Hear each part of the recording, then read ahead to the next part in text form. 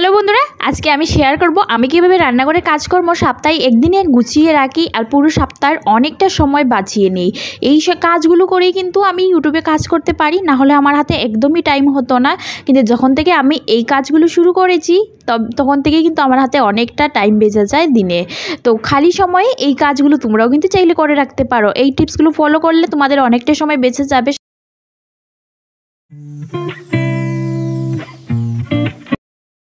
নমস্কার, আমি দেবিকা। কেমন আছো সবাই? আশা করছি সবাই ভালো আছো, সুস্থ আছো। নতুন একটা দিন শুরু করছি তোমাদের সবার ভালোবাসা নিয়ে। ভিডিওটি স্কিপ না করে দেখতে থাকো, আশা করি তোমাদের ভালো লাগবে। আজকের ভিডিওতে আমি কয়েকটি টিপস ফলো করে ঘরের কাজকর্ম সপ্তাহে গুছিয়ে রাখি, যেগুলোতে আমার অনেকটাই টাইম বেঁচে যায় আর অনেকটা সুবিধে হয়। এরকম করেই কিন্তু আমি আমার অনেকটা সময় বের করে নিই ইউটিউবে কাজ করার জন্য, বেবির টেক কেয়ার করার জন্য। যেহেতু আমি একা সংসার সামলাই, তাই ভাবলাম চলো আমার তো অনেকটা কাজে আসে যখন থেকে এই টিপসগুলো ফলো করছি, তো হয়তো তোমাদেরও আসবে, তাই তোমাদের সাথে শেয়ার করে নিচ্ছি। গৃহিণী আমাদের দিনের অনেকটা টাইমিং কিন্তু রান্না করে কেটে যায়, কারণ 3টা বেলায় আমাদের রান্না বান্না করতে হয়। এতে অনেক সময় কেটে যায়।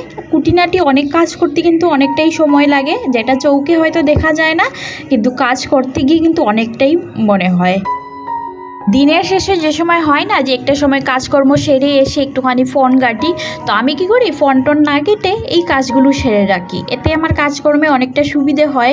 এই যেমন মশলাপাতিগুলো যখন শেষ হয়ে যায়, প্রত্যেকটা মশলাপাতি কিন্তু রিফিল করে রাখি। তার আগে কি করি, কৌটোটা ভালো করে কাপড় দিয়ে, ভিজে কাপড় দিয়ে ভালো করে মুছে দিই। আমি যেহেতু মাসের শুরুতেই ভিডিওটা শ্যুট করছি, আমি এর আগেই কিন্তু ক্লিন করে সব কিছু ধুয়ে পরিষ্কার করে রেখেছি, তাই আর আলাদাভাবে পরিষ্কার করতে হচ্ছে না।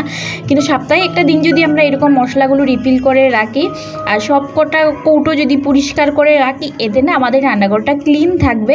তাছাড়া ওই রোজ দিন এইটা এইখানে ওইটা এইখানে এরকম খোঁজাখুঁজির কিন্তু কোনো সিস্টেম থাকবে না। প্রত্যেকটা মশলাদানিতে মশলা থাকবে।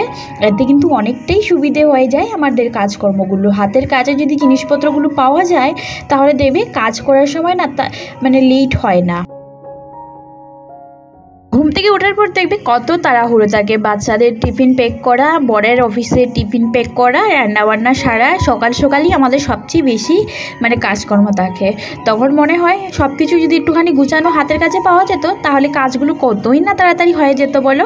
তাই কি করি আমি, এই কারণেই কাজগুলো সেরে রাখি। মশলাদানির যতটি কৌটো আছে সব কটাতে আমার প্রয়োজন মতো সব মশলা প্রত্যেক সপ্তাহে একদিন ঢেলে রাখি। এতে কি হয়, ওই আলাদা করে আর ভেজাল করতে হয় না, কোথায় কি রাখা আছে সেটা বুঝতে হয় না। আর রান্না করার পর কি করি, এই যে মশলাদানির ভিতর থেকে এরকম একটা কাপড়, কটনের কাপড় দিয়ে ভালো করে পরিষ্কার করে নিই। এতে না মশলাদানিটাও পরিষ্কার পরিচ্ছন্ন থাকে। আর রান্নাঘর যদি পরিষ্কার পরিচ্ছন্ন থাকে, তাহলে দেখবে একটা পজিটিভ এনার্জি পাওয়া যায়, কাজ করতে কিন্তু আরও বেশি ভাল লাগে। তেলের কৌটোগুলোতে তেল ঢেলে দিচ্ছি, তার আগে কিন্তু ভালো করে ধুয়ে নিয়েছি। একটা কথা কি বলো তো, তেলের কৌটোটা না রান্নাঘরে তেল আর হলুদ এই দুটো জিনিস বেশিই আমার মনে হয় একটুখানি মেশি হয়ে যায়। তো তেল ঢালার আগে ভালো করে বা ঢালার পর ভালো করে পরিষ্কার করে একটুখানি জলের মধ্যে ধুয়ে নিলে বেশি ভালো হয় তেলের কৌটোগুলো। এতে পরিষ্কার থাকবে, ওই দলে চিপচিপে ভাবটা হবে না। আমরা সবাই কিন্তু মাসে একবার হলেও ডিপ ক্লিনিং করি রান্নাঘর। তবে কি বলতো, মশলাদানিগুলো যদি সপ্তাহে একদিন একটুখানি ভিজে কাপড় দিয়ে মশলা ঢেলে পরিষ্কার করে রাখি, তাহলে ওই যে মাসে একবার ডিপ ক্লিনিং করব, তখন আর আমাদের মেনুটা না অনেকটাই কম লাগবে, সময়টা অনেকটা বেঁচে যাবে। এই ট্রিপগুলো যখন থেকে আমি ফলো করবো ভেবেছিলাম, তখন মনে হয়েছিল যে এগুলো তো সামান্য কিছু। যখন থেকে আমি ইউজ করা শুরু করেছি এই টিপগুলো, তখন থেকে না আমার কাছে এগুলো অসাধারণ হয়ে উঠেছে। কারণ আমি যখন তাড়াহুড়োতে থাকি, তখন কিন্তু সব কিছু হাতের কাছে পেয়ে যাই। পুরো সপ্তাহে আমাকে নিশ্চিন্তে কাজকর্ম করে অনেকটা সময় আমার হাতে বেঁচে যায়। আমরা যারা মা, আমাদের যাদের বেবি আছে, তাদের কাজকর্ম করতে কত কষ্ট বলো তো। এইরকম যদি কাজকর্ম গুছিয়ে রাখি, তাহলে কিন্তু সত্যিই অনেকটা ফল পাবে। তার কারণ হচ্ছে, এই যে রান্না বসিয়েছি, ছেলে হঠাৎ করে কান্না শুরু করে দিয়েছে, দৌড়ে চলে গেলাম, আবার এসে কোথায় খুঁজবো কি ভুলে যাই। তখন অনেক দিন হয় তরকারিতে নুন পড়েনি। তো এইরকম প্রবলেম আর হবে না, কারণ হাতের কাছে তোমার সব কিছু পুরো সপ্তাহে গোছানো থাকবে। এতে না চোখের সামনে থাকলে মনেও থাকবে। আমি কিন্তু আমার সব কটা কৌটো রিফিল করে নিচ্ছি। এই তো আটা থেকে নুন অবধি, চিনি থেকে তেল অবধি, আর সব কটা কৌটো রিফিল করার পর সুন্দর করে কাপড় দিয়ে মুছেও নিচ্ছি, এতে কৌটোগুলোও পরিষ্কার থাকবে।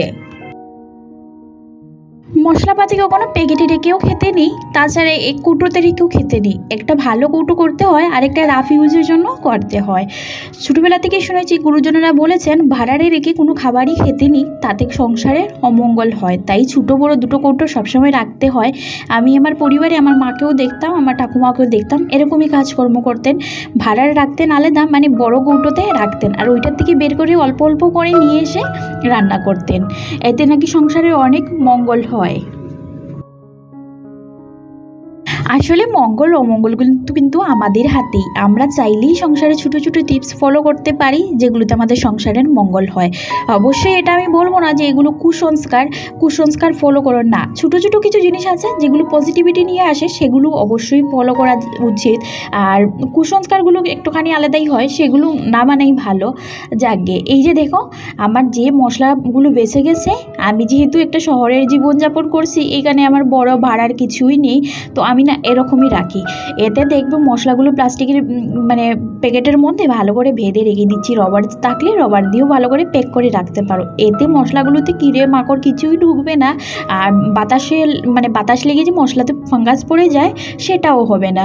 অনেক দিন পর্যন্ত এই মশলাগুলো ভালো থাকবে।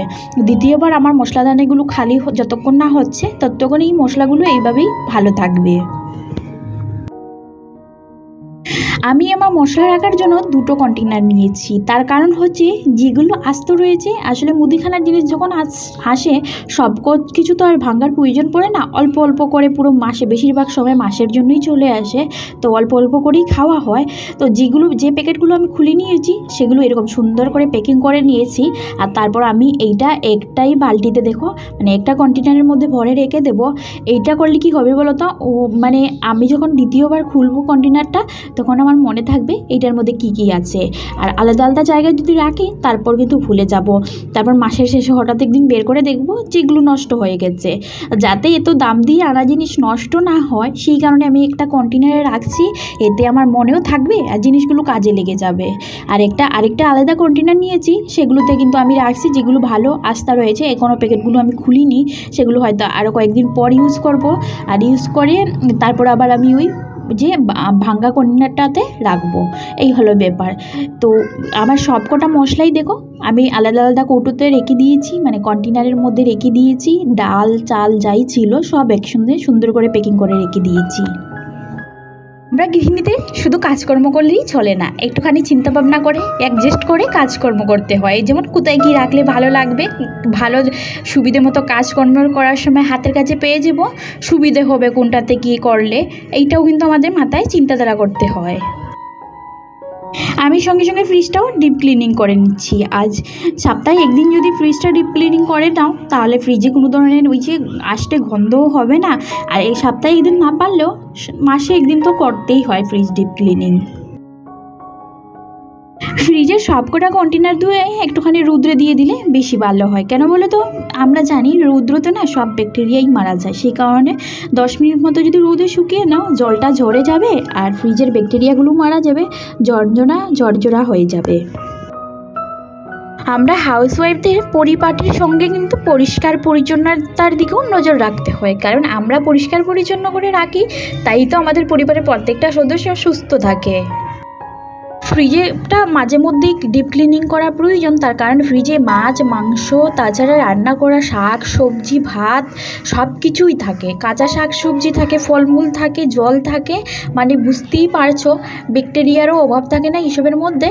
সেই কারণে মানে বাসি হওয়ার পর শাক সবজিগুলো সবসময় তো ধুয়ে পরিষ্কার করে রাখাও হয় না, সবাই রাখতেও পারে না, মানে ওই হাতে যখন সময় থাকে সেই হিসাবেই কাজ চলে। তো সেই কারণে কি ডিপ ক্লিনটা করা খুব প্রয়োজন। আর ফ্রিজে ডিপ ক্লিনিং করার জন্য একটুখানি ভিনিগার নিতে পারো, গরম জলের মধ্যে ভিনিগার দিয়ে একটু বেকিং সোডা দিয়ে আর একটা সুতির কাপড় দিয়ে ভালো করে ফ্রিজের ভিতরটা সবসময় পরিষ্কার করতে পারো। সপ্তাহে একদিন এরকম পরিষ্কার করলেই ব্যাকটেরিয়া মুক্ত থাকবে, তাছাড়া ওই আষ্টে গন্ধটা একদমই হবে না। মাছ মাংস রাখার জন্য, তাছাড়া রান্নাবান্নার শাকসবজি রাখার জন্য প্রায় সময়ই দেখা যায় ফ্রিজ খোলার পর একটা আষ্টে গন্ধ হয়। আমি দেখবো ফ্রিজের কন্টেনারগুলো ধুয়ে পরিষ্কার করে রোদ্রে শুকিয়ে একটুখানি নিয়ে এসেছি, আর এবার ফ্রিজে জায়গা মতো লাগিয়ে নিচ্ছি। ফ্রিজটা যদি ভালো করে মেনটেন করা যায়, শাক সবজি আনার পর না সেগুলো অনেক দিন সতেজ রাখা যায়। আসলে কখনো কখনো হয় শাক সবজি নষ্ট হয়ে যায়, বা কখনো কখনো আমরা অনেক সবজি নিয়ে আসি যেগুলো হয়তো ফ্রিজে থাকা অবস্থায় নষ্ট হয়ে যায়। তো ফ্রিজটা যদি মেনটেন করে রাখা হয় তাহলে কিন্তু এরকম হয় না। আমি যখন ডিম নিয়ে আসি তখন কিন্তু ডিমগুলো এত ময়লা থাকে, এগুলো মানে বুঝতে পারছো কি না জানি না, এত পরিমাণে ব্যাকটেরিয়া থাকে, আমরা হয়তো এই ব্যাকটেরিয়াগুলো খালি চোখে দেখতে পারি না। আর সেই কারণে ডিমগুলো না সবসময় একটুখানি পরিষ্কার করেই ফ্রিজে ঢোকানো উচিত। ডিমের মধ্যে এত কালো কালো ময়লা লেগে থাকে, তো সেই কারণে আমি তো সবসময় একটুখানি ডিমগুলো ধুয়ে পরিষ্কার করে আর তারপর ফ্রিজে ঢুকাই। ফ্রিজে রাখা প্রত্যেকটা জিনিস আমাদের উচিত ভালো করে পরিষ্কার পরিচ্ছন্ন করে ধুয়ে রাখা, কারণ ওই যে এদের অনেক রান্নাবান্না করা খাবার জিনিসও কিন্তু আমরা রাখি ফ্রিজের মধ্যে। বাইরে যে ডিমগুলো রাখছি এগুলো কিন্তু আমি আগে ইউজ করব, আর কন্টেনারে রাখা ডিমগুলো পরে ইউজ করব। বাইরে রাখা ডিমগুলো আগে যদি ইউজ না করি তাহলে ফ্রিজের ঠান্ডার কারণে ডিমগুলো ফেটে কিন্তু পড়েও যেতে পারে, তাছাড়া তাড়াতাড়ি নষ্ট হয়ে যেতে পারে। তাই এগুলো আমি আগে ইউজ করব, আর কন্টেনারের যে ডিমগুলো রাখছি এগুলো পরে ইউজ করব। আমাদের বেশিরভাগ ঘরে দেখবে মুদিখানার জিনিসগুলো কিন্তু মাসেই তোলা হয়, তারপর ওই প্রয়োজন মতো যা যখন লাগবে তখন টুকটাক নিয়ে আসা হয়। আর সবজি বাজারগুলো সপ্তাহে করা হয়, বেশিরভাগ পরিবারেই কিন্তু এরকম হয়।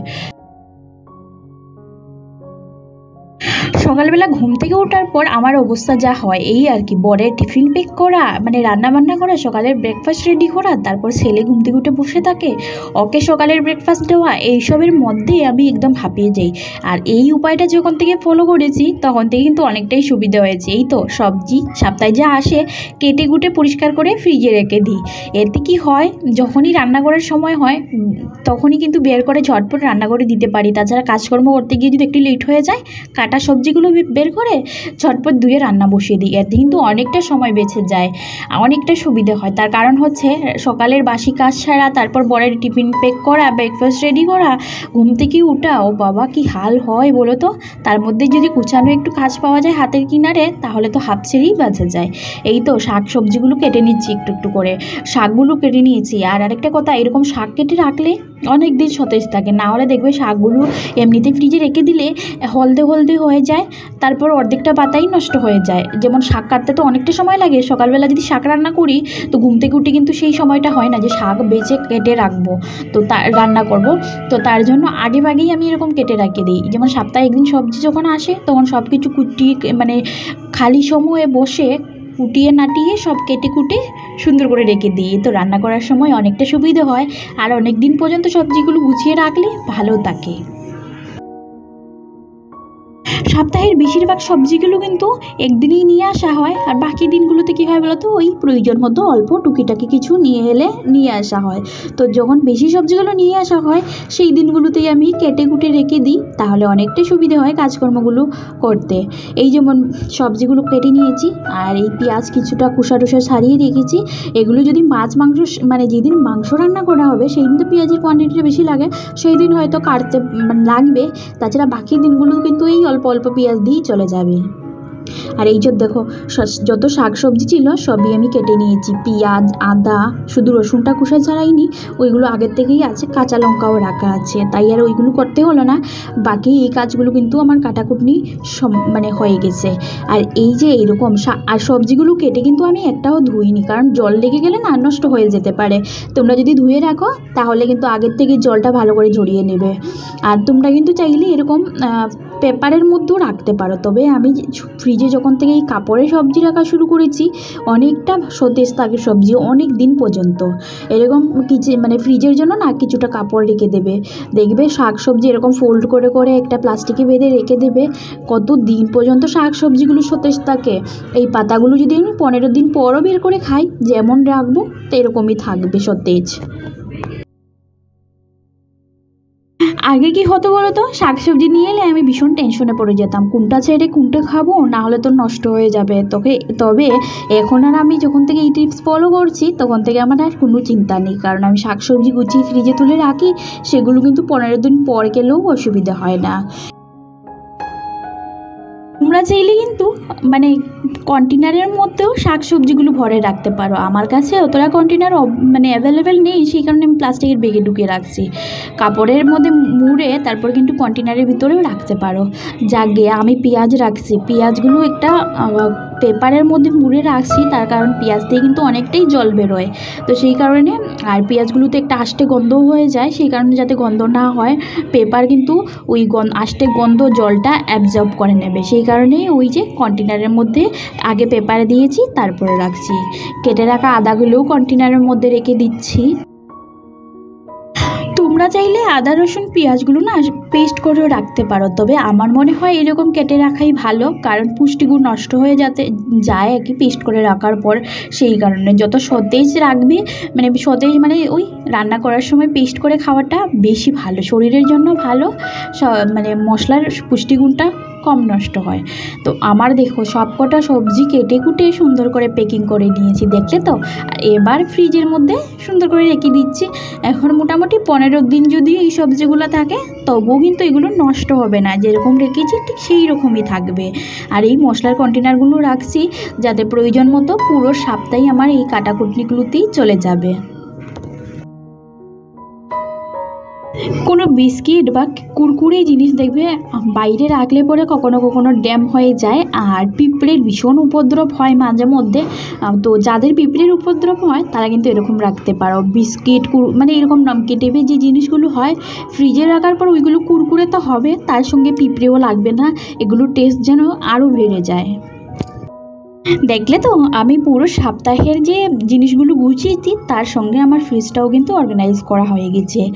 বড় একটা কুমড়ো নিয়ে আসা হয়েছিল, তো অর্ধেকটা তো কেটে রেখেছি, আর অর্ধেকটা দেখো যাতে নষ্ট না হয়ে যায় তাই কুমড়োর বীজ আর ওই যে বুকটা থাকে না সেইটা সুন্দর করে পরিষ্কার করে রাখছি, না হলে কিন্তু ওই মানে কুমড়োটা আগে খারাপ হতে শুরু করবে। সেই কারণে এরকম কুমড়ো মানে কাটার পরে আস্ত থাকলে তো ভালো, আর আস্ত না থাকলে কাটলে পরে কিন্তু এরকম ভিতরটা সুন্দর করে পরিষ্কার করে রাখবে, এতে অনেকটা দিনই ভালো থাকবে। কিছু শাকসবজি আছে দেখবে যেগুলো কিন্তু কেটে রাখা যায় না, এই যেমন মানে বেগুন, টমেটো, এগুলো কিন্তু কেটে তুমি স্টক করতে পারবে না, এগুলো আস্তই রাখতে হয়। তার জন্য এগুলো আগে ভালো করে পরিষ্কার করে নেবে, ধুয়ে জল ঝরিয়ে নেবে, আর তারপর ভালো করে যে কন্টেনারটায় রাখবে সেটা কিন্তু একদম শুকনো করে নেবে, ভিজে শুকনো কাপড় দিয়ে ভালো করে মুছে পরিষ্কার করে আর তারপর রাখবে। চাইলে নিচে একটুখানি টিস্যু পেপার বিছিয়ে নিতে পারো, আর সবজির উপরেও টিস্যু পেপার দিয়ে দিতে পারো, এতে সবজিগুলো ঘেমে যাবে না, নষ্ট হয়ে যাবে না, অনেক দিন ভালো থাকবে। আর ফ্রিজে যাতে আষ্টে গন্ধ না হয়, যখনই ফ্রিজ পরিষ্কার করবে মানে ডিপ ক্লিনিং করবে, তারপর প্রত্যেকটা কোণায় একটু করে লেবু কেটে রেখে দেবে, এতে দেখবে কখনোই ফ্রিজের মধ্যে আষ্টে গন্ধ করবে না। আর দেখতেই পাচ্ছ আমি পুরো ফ্রিজটা সুন্দর করে গুছিয়ে নিয়েছি, একদম পরিষ্কার পরিচ্ছন্ন পরিপাটিভাবে। নিজের মতন করে আমি এরকমই ফ্রিজটা গুছিয়ে রাখার চেষ্টা করি। বাজার থেকে যখনই আলু আসে আমি এরকমই ধুয়ে পরিষ্কার করে রাখি, তার কারণ হচ্ছে আলুতে এত মাটি থাকে, যেখানেই রাখি ঝুড়িটাও একদম মাটি হয়ে যায়, যেই জায়গাতে রাখি সেই জায়গাতে মাটির সঙ্গে যদি আলু পেঁয়াজ আর রসুন রাখি সেটাতেও মাটি হয়ে যায়। তাই আমি আলুগুলো এরকম রেখে দিই, কিছুক্ষণ রাখলেই জলটা ঝরে যাবে, আলুগুলো শুকনো হয়ে যাবে। আমার এই রান্নাঘরের টিপসগুলো তোমাদের কেমন লেগেছে অবশ্যই জানিও, যদি একটু হলেও ভালো লেগে থাকে তাহলে তোমাদের এই ছোট বোনটির পাশে তোমরা সবাই থেকো, চ্যানেলটি সাবস্ক্রাইব করে দিয়ে যেও, আর একটা কমেন্ট করে কেমন লেগেছে ভিডিওটি অবশ্যই জানিও। যখনই রান্নাঘরের কাজকর্ম শেষ হয় প্রত্যেক দিন আমি এরকম একটা ধূপকাঠি জ্বালিয়ে দিই, এতে অনেকটা মানে পজিটিভ এনার্জি আসে, রান্নাঘরে একদম সুগন্ধিময় হয়ে যায়, ভীষণ ভালো লাগে, একটা ফ্রেশনেস আসে। তো ভিডিওটি কেমন হয়েছে অবশ্যই জানিও। তবে আজকের জন্য আমার এই টিপস সব কিছুই এখানেই শেষ করব, নতুন ভিডিও নিয়ে খুব তাড়াতাড়ি দেখা হবে, ততক্ষণে তোমরা সবাই ভালো থেকো, সুস্থ থেকো।